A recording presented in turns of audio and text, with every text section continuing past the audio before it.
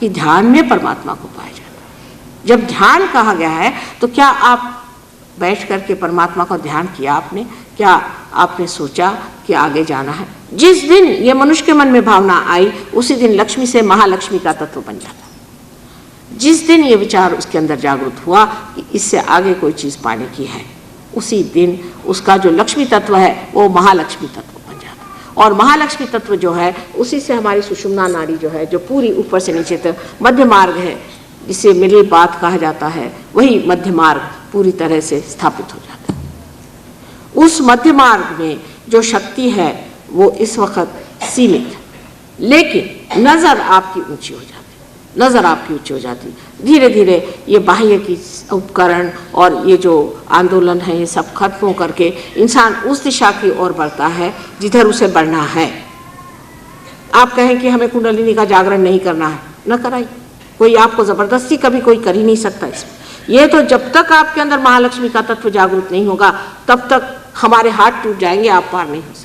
अगर आपके अंदर ये महालक्ष्मी का तत्व जागरूक हुआ कि इससे परे कोई चीज़ जिसे पाना है, और जो आज तक हम करते आए वो तो सिर्फ तैयारियां थी, वो कुछ हमने रास्ता उठाया नहीं अभी तक, हमारी कदम अभी तक उधर बढ़े नहीं। जब तक ये भावना अंदर नहीं आती कि हमें कहीं और ऊपर उठना है तब तक आपका महालक्ष्मी तत्व जागरूक नहीं। और जब ये जागरूक होता है तब धर्म की परिपूर्ति हो जाती, तब धर्म में आप पूर्ण हो जाते। फिर ऐसे आदमी का जो धर्म होता है वो जानना भी और तरह से होता है, क्योंकि कहते हैं ऐसा आदमी सारे धर्मों से परे धर्मातीत हो जाता है, उसके लिए धर्म नहीं होता। जैसे नानक साहब के लिए कहते हैं कि वो लेटे हुए थे तो लोगों ने कहा कि आप तो ऐसे लेटे हैं और पैर आपके मक्का की तरफ, तो कहा अच्छा भाई इधर पैर कर लेते, फिर मक्का की तरफ। तो मक्का क्या है, उनके पैर की धूल के बराबर तो है ही, अगर उन्होंने मक्का की तरफ पैर किए तो उसमें कौन सी ऐसी बात है। लेकिन ये धर्मातीत स्थिति जो है ये प्राप्त होनी चाहिए। आपने सुना होगा कि एक बार एक नाथ जा रहे थे, वो अपने सर पे पानी रख करके और द्वारिका जी ले जा रहे थे कि वहाँ पानी छोड़ा जाए, वहाँ पर कृष्ण की मूर्ति पर। जाते जाते रास्ते में उन्होंने देखा कि बिल्कुल नीचे उस मंदिर के नीचे एक गधा वहाँ पर बिल्कुल प्यासा मर रहा था, उसको ले जाकर उन्होंने पानी पिला दी। वो कावड़ उनको सारा खत्म कर दिया। लोगों ने कहा कर क्या रहे हैं, इतने दूर से लेके आए हैं और जहाँ पहुँचा था ना वहाँ नहीं पहुँचा, कल मैंने पहुँचा दिया जहाँ पहुँचा। ये धर्म से परे, कोई धर्म के आडंबर और उसमें नहीं रहते, धर्म से परे जो भी करते हैं वो धर्म ही होता है। ऐसे धर्मातीत और गुणातीत स्थिति जो है इसको पाने के लिए पहले आपके अंदर महालक्ष्मी तत्व आना चाहिए। जब तक ये आपके अंदर स्थिति नहीं आएगी आपके किसी भी कार्य में कोई भी प्राण नहीं है। आप कोई सा भी कार्य बताइए जो आप करते हैं बहुत महत्वपूर्ण। जैसे कि लोग कहते हैं हमने बड़ा सोशल वर्क किया है और हम इतने लोगों को खाना पीना देते हैं या हम इतने लोगों की रुग्ण की व्यवस्था करते हैं। सब अहंकार का इंतजाम आप कर रहे हैं। जब आपने कह दिया कि हम कर रहे हैं तो आप गए काम से। आप कर क्या रहे हैं?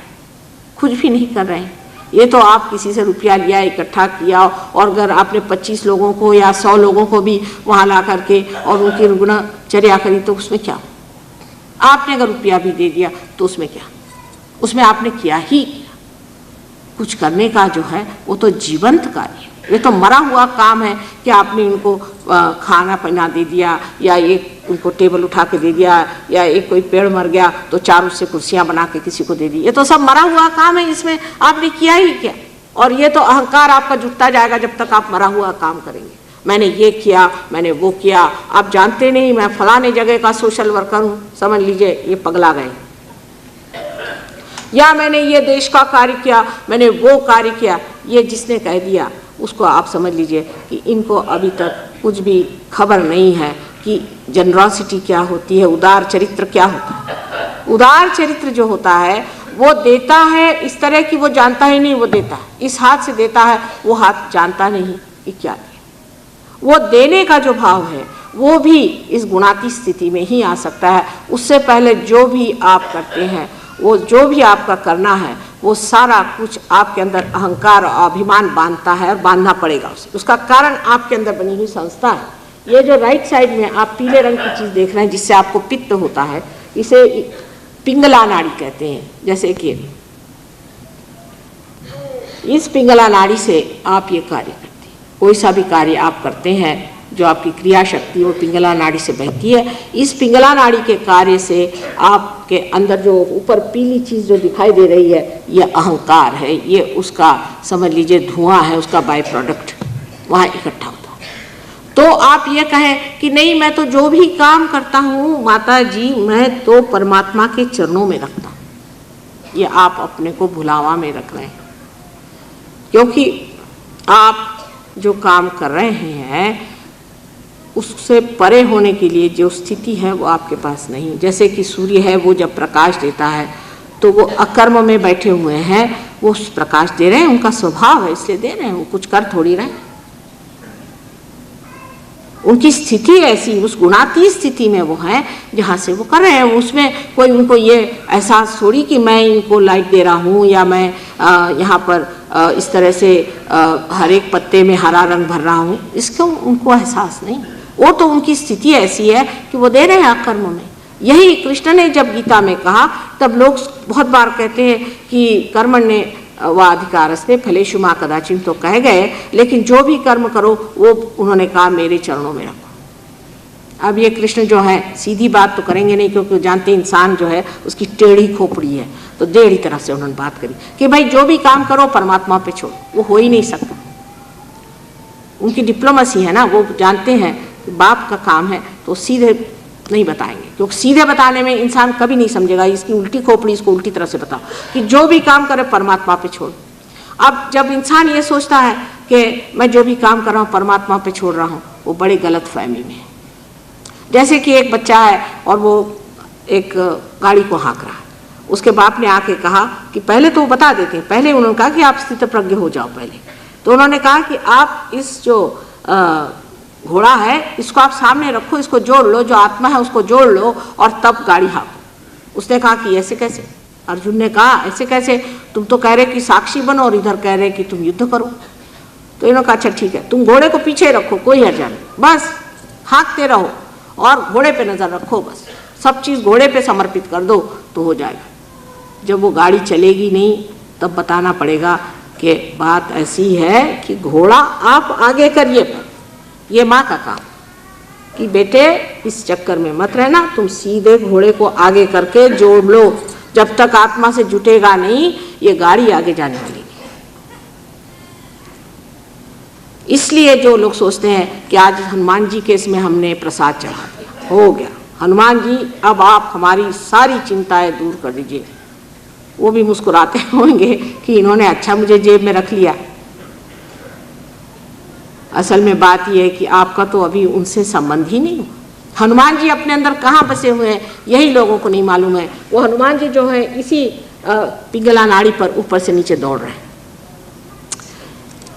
इनको बाइबल में गैब्रियल कहा गया है, सेंट गैब्रियल जो थे वो हनुमान जी थे। और हनुमान जी हमारे अंदर हैं, और जब तक हम उनकी मदद नहीं लेंगे, जब तक उनसे हम आशीर्वादित नहीं होंगे, हमारे कोई भी कार्य पूर्ण नहीं हो सकता। अब उनसे आशीर्वादित होने के लिए पहले उनसे संबंध होना चाहिए। उनसे संबंध होने के लिए पहले निराकार में आपको आत्मा को प्राप्त करना चाहिए। इसीलिए बहुत लोगों ने सिर्फ निराकार की बात की कि साकार की बात करो तो फिर फंस जाएंगे। पहले निराकार ही की बात करो कि आत्मा स्वरूप तो आप पालो। बुद्ध ने इसीलिए ईश्वर की तक बात नहीं की कि अगर हम ईश्वर की बात करेंगे तो फंस जाएंगे, फिर ईश्वर ईश्वर, फिर वो कहेंगे मैं ईश्वर हूँ वो ईश्वर है। इस झगड़े में पड़ने से पहले ये है कि इनको निराकार ही की बात करो कि तुम अपना सिर्फ आत्म साक्षात्कार पालो, फिर आगे बोलो। इसलिए उनको बहुत लोग कहते हैं कि वो एक चीज थे, परमात्मा में विश्वास देता। ये तो इंसान की बुद्धि उल्टी है ना। उन्होंने जाना कि इंसान किस हद तक है कि उससे यही बात की भाई पहले तुम आत्म साक्षात्कार ले लो फिर आगे की बात करो। चाहे जो भी हालत हो, आज ऐसी हालत है कि आप एक क्षण में पार हो सकते, इसमें कोई शक नहीं। ये आपका भविष्य, ये आपका असली भविष्य है कि आप एक क्षण में पार हो जाते हैं। लेकिन इसमें फिर आपका अहंकार कहाँ जाता है, ये सवाल खड़ा होता है कि माँ फिर अहंकार कहाँ गया। उस वक्त क्या हो जाता है, हमारे अंदर जो चीज़ घटित होती है वो बड़ी बड़ी कमाल की चीज़ है कि जब कुंडलिनी जागरण होता है तो वो हमारे माथे में यहाँ जो आज्ञा चक्र की ये खिड़की है, आप देखिए ऊपर में, उस आज्ञा चक्र में जागृत हो जाती है। जब वहाँ की देवता, जब वो जागृति हो जाती, महालक्ष्मी है वहाँ बैठी, जैसे ही वो जागृत हो जाती है तो वो सारा की सारा आपका अहंकार और आपका प्रतिअहंकार माने जो कंडीशनिंग है वो सारा खींच लेगा। उसको खींच लेने से ये जो दोनों तरफ जो आपको प्रतिअहंकार या जिसे आप मनस कहते हैं या कंडीशनिंग कहते हैं, जिसे कि आप गहरे नीले रंग में देख रहे हैं, और पीले रंग की जो दोनों ये थैलियां हैं ये अंदर एकदम खिंच जाती अपने आप। इसको आपको नहीं करना है। बहुत से लोग क्रिया योग करते हैं, राज योग करते हैं, ये सब अंदर घटित होता, बाहर नहीं। कि जैसे एक साहब ने कहा कि जिस वक्त कुंडलिनी जागृत होती है तो खेचरी मुद्रा होती। खेचरी माने ये कि ये जो जीभ है अंदर की तरफ खिंच जाती है, लेकिन किसी को महसूस नहीं हो, क्योंकि जब आपकी कुंडलिनी चढ़ेगी तो कोई ना कोई तो अंदर क्रिया घटित होने ही वाली है। जैसे आपकी मोटर चलती है तो उसमें क्रियाएं अंदर होती रहती है, बाह्य में तो कुछ दिखाई नहीं देता। इसी प्रकार ये भी क्रिया कुंडलिनी की जब चढ़ती है तो ये सब चीज़ें आपके अंदर, जैसे आपकी पचन क्रिया आदि अपने आप होती है, उसी प्रकार ये सब क्रियाएँ होती है, बंध आदि। लेकिन कोई कहे कि मैं जीभ काट के, एक साहब ने किया हुआ है ऐसे ही, वहाँ क्रिया योग जो अमेरिका में है, वो जीभ काट करके उसको पीछे मोड़ करके यहाँ गले में दबा करके और कहे खेचरी हो गई। और बहुत से लोग वहाँ ऐसे जीभ लटकाए हुए कुत्ते जैसे घूमते, बात भी नहीं कर सकते। मैंने क्या ये कह क्रिया योगी, बताइए आप, क्रिया योगियों की क्रिया ही खत्म कर दी मुँह की। और इस पर एक बात है कि कबीरदास जी ने ऐसा लताड़ा है लोगों को, इतना कहा हुआ है कि जिन्होंने कबीरदास जी को जरा भी पढ़ा वैसे चक्कर में ना जाए, लेकिन वो भी उसी चक्कर में जाते हैं। सबसे तो कमाल यह है कि बिहार जहां पर कि कबीरदास जी ने इतनी मेहनत करी, इतना कुछ कहा, वहां पर उन्होंने सुरती कहा है, कुंडलिनी को सुरती कहा है, और वो तंबाकू को सुरती कहते हैं। अब और इससे क्या ज्यादा अकलमंदी हो सकती है कि जिस चीज के उन्होंने बिल्कुल मनाही की थी उसी को वो सुरती कहते। तो ये जो है कि हमारे अंदर आज्ञा चक्र जो है यहाँ पर, वो जब इसका शोषण कर लेता है तब हमारी यहाँ पे जो तालु भाग है ये खुल जाता है और यहाँ पे नरम हो जाता है और उसके अंदर से ठंडी ठंडी हवा आने लग जाती है। ये पहली पहचान है कि कुंडलिनी का जागरण हुआ। अब के कहते हैं कि कुंडलिनी के जागरण में ये आफत आती, वो आफत आती, हमने तो कोई देखा नहीं। हजारों लोगों की कुंडलिनी जागृत हो गई। जो लोग अपवित्र हैं, जिनके विचार अपवित्र हैं, जिनके अंदर धर्म नहीं है और जो पैसे के लिए काम करते हैं गंदे, ऐसे लोग कुंडलिनी की बात न करें तो अच्छा है। और जब ऐसे लोग कुंडलिनी उठाते हैं और ऐसे लोग जब कहते हैं हमारी कुंडलिनी जगी, तो यह जान लेना चाहिए कि इनकी कुंडलिनी नहीं जगी है, पर नीचे बैठे श्री गणेश का गुस्सा है। जब इनका गुस्सा चढ़ता है तो इतनी गर्मी बदन में होती है और सारे यहाँ से यहाँ तक ब्लिस्टर आ जाएंगे, आदमी भौंकने लगता है, कहीं तो शेर के जैसे बोलता है, कहीं चीखता है, कहीं कूदने लग जाता है। ये काम उसी को करना चाहिए जिसको इसका अधिकार है, और जिसको अधिकार नहीं है वो ऐसे कामों में फंसता है और लोगों का सर्वनाश करता है, उसके ऊपर भी ये बड़ी दशा आ जाती है। ऐसा आदमी जो कि इस तरह के तांत्रिक विद्या करता है और इस तरह के गलत तरीके से लोगों को फुसलाता है, उसकी 7 पुष्ट नष्ट हो जाती है और 7 पुष्ट में आदमी पागल की तरह घुमा करता है। ये मेरे अनुभव की बात है। मैंने बहुतों को देखा है इस प्रकार जिन्होंने काम किए, उनके बच्चों के बच्चों के बच्चे तक आज तक सफ़र कर रहे हैं।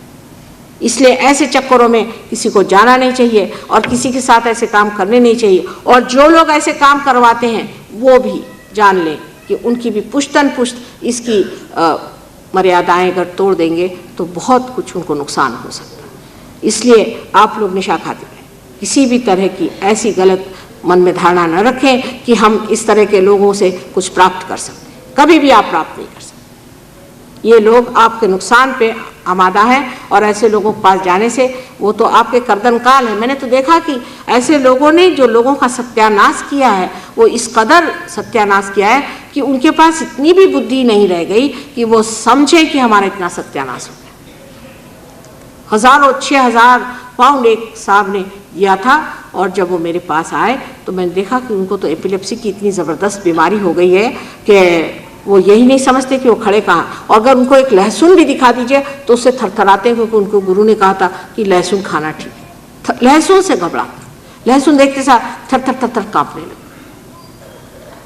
जो आदमी आपको गुलामी में फंसाता है, उस आदमी के पास जा करके आप कभी कुंडलिनी का जागरण नहीं कर सकते। कुंडलिनी से आप स्वतंत्र हो जाते हैं, आपके स्व का तंत्र आता है, आप उसके गुरु हो जाते हैं, आप पूरी तरह से समर्थ हो जाते हैं, और आप जानते हैं ये चीज़ क्या है। किसी भी गलत फहमी में नहीं रहना चाहिए। और जो लोग ऐसा करते हैं, गलत फहमी में रहते हैं, मैं यही सोचती हूँ कि इन सत्पुरुषों ने जो हमारे साथ किया, जितनी मेहनत और जितना कष्ट जिंदगी में उठाया, जितनी उनकी आत्मा हम लोगों के लिए छटपटाती रही, और हमने उस वक्त भी उन्हें दर्द दिया और अब भी उनको दर्द दे रहे हैं, उनका नाम ले ले करके हम गलत काम कर रहे हैं।